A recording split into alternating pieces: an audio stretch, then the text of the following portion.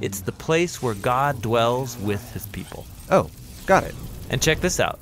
In the temple, the Israelite priests and Levites were to work and to keep the temple in God's presence. This is exactly the job description given to humanity in the Garden of Eden. So these humans were the first priests.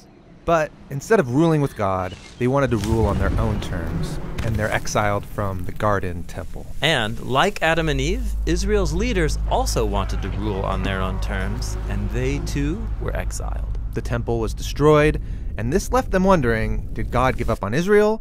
Will God bring about a new creation? Well, the biblical prophets anticipated the day when God would create a new temple with a new priesthood. That's when God's presence would fill all of creation. And when the Israelites returned to the land, they did rebuild the temple. But that temple didn't turn out the way the prophets hoped. In fact, later Israelite prophets said that this temple was hopelessly corrupt. So they're still waiting for the ultimate temple. And here we come to the story of Jesus. He said that through him, God's presence and rule was coming into our world in a new way. And he presented himself as a new kind of priest.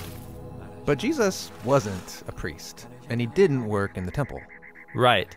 Jesus said that God's presence, his rest and rule, was filling the world through his own life, death, and resurrection. Jesus was claiming that he was the true temple, and this new temple would expand out to include all of creation. That's a really big claim. And it got even bigger. After his resurrection, Jesus said that God's presence would come to dwell in and among his followers so that they would become mini temples. Communities of people where God rests and rules. Exactly. This is the Bible's vision of the church, which is described as a temple. Not a building, but people.